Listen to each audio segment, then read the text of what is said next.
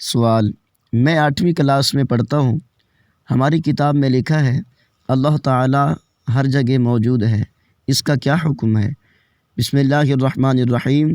الجواب بعون الملک الوہاب، اللہم ہدایت الحق والصواب۔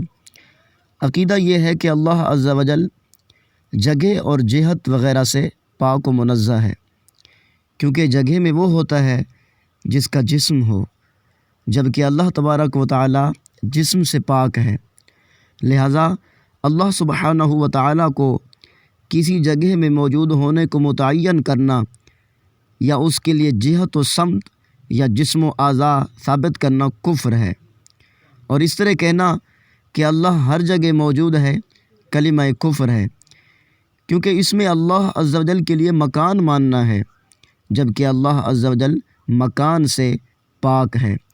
اس طرح اللہ ہر جگہ موجود ہے کہنے والے پر لازم ہے کہ اس کلمہ کفریہ سے توبہ کرے، تجدید ایمان کرے، اور شادی شدہ ہونے کی صورت میں تجدید نکاح بھی کرے۔